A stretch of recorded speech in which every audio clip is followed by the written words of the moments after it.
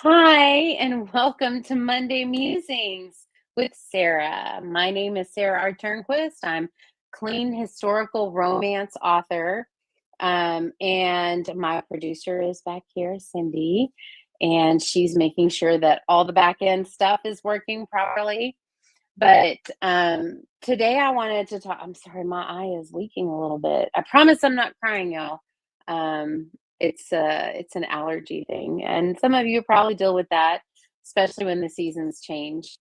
But I want to talk to you today about the importance of critique groups. I have been a part of several different critique groups in my journey as an author, and I am currently in a critique group as well. Proverbs 27:17, a verse that we are probably somewhat familiar with, says, Iron sharpens iron, so one man sharpens another. And I think that just as much as everything else in scripture, this is very true. And it's also true in writing as much as it is in many areas of our life. So, one of the things that I highly recommend about joining a critique group, or if you don't have one near you, and you don't really want to do one virtually, you can start one.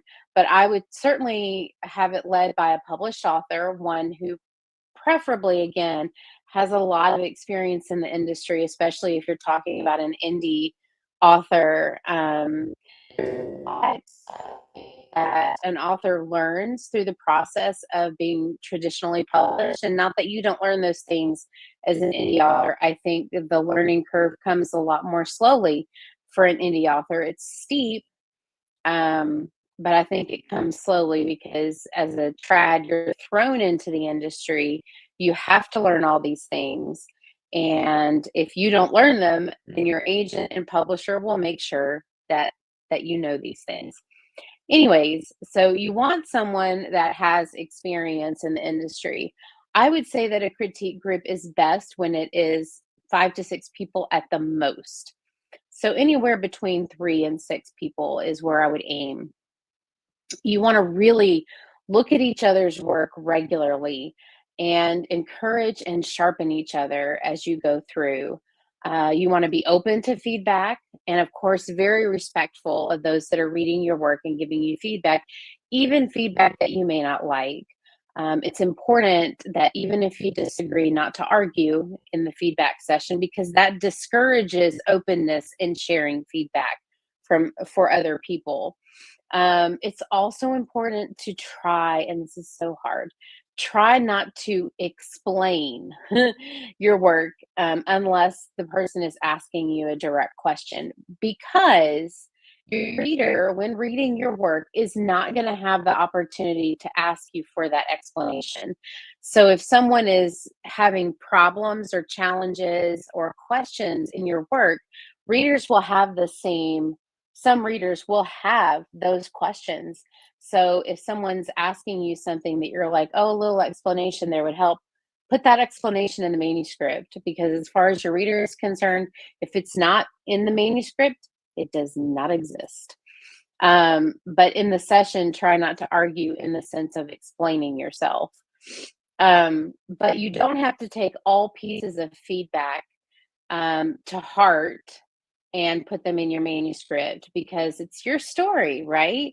So, critique groups are a balance between having a teachable spirit and preserving your author voice. So, while I encourage you to consider all thoughts that are shared in the group, it is important to discern whether someone's feedback that is kind of chafing you a little bit, rubbing you the wrong way. Kind of ask yourself, is that an opinion? Or is it something that's a little bit deeper than that, an actual challenge that you're having in your manuscript? So take the feedback you get seriously, but you don't have to take every piece to heart. Above all, critique groups are meant to be a fellowship of writers. That sounded like a Fellowship of the Ring, didn't it? Yes, a fellowship of writers that encourages each other. Celebrate your wins, hold each other accountable in writing, and meet regularly. The critique group that I'm in right now, we meet twice a month, or we meet actually every other Saturday. So, depending on how that falls in the longer months, that can be 3 times in the month. But I'd say weekly, every other week, or monthly at the very longest between meetings. If you are interested in a critique group and you don't have one around you, you can find critique groups that meet in person and that meet online through Word Weavers. That is a wonderful organization. I have been in critique groups with Word Weavers and enjoyed that, and enjoy their methods for sharing and receiving feedback as well. They give great instruction there. So that's Word Weavers, like weaving things together, like Word Weavers. Um, so look that up. If you are interested in they meet once a month. If you are looking to meet more frequently than that, you can find critique groups through the ACFW. That stands for the American Fiction Writers, ACFW, American Christian Fiction Writers. Sorry, got a little lost there. You can join that organization. It's a wonderful organization, especially if you are a Christian and you write fiction, as it is in their name. And they offer a lot of different things. They offer monthly classes, webinars. They offer critique group setup, where you can continue as that critique group, or you can find someone in there that you might want to be craft partners with, exchange work with, and that you're kind of on the same wavelength, and they give you really good feedback. That's not always perfectly wonderful feedback. That is great to get, but you need the feedback that's going to challenge you and make you think about some of your manuscript parts a little bit more, help you find those plot holes and the places where things are not maybe explained as well as they could be. But craft partners is a kind of a different thing, very similar to the way you handle feedback in critique groups. But a craft partner is a little bit more of a deeper relationship. And I encourage people to find craft partners as well.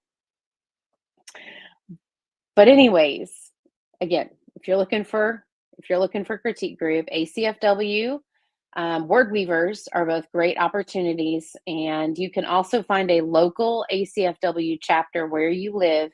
Many of them meet in person, some of them meet virtually, but you can find critique groups that way. But as a writer, having more eyes on your work can only make your work stronger. Okay, so let's approach our feedback with balance and discernment and a teachable spirit.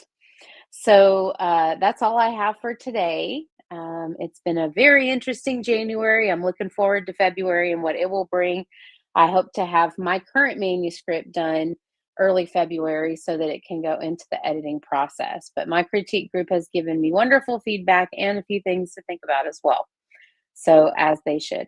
Anyways, enjoy your time, enjoy your week, enjoy your day, and I look forward to seeing you next week.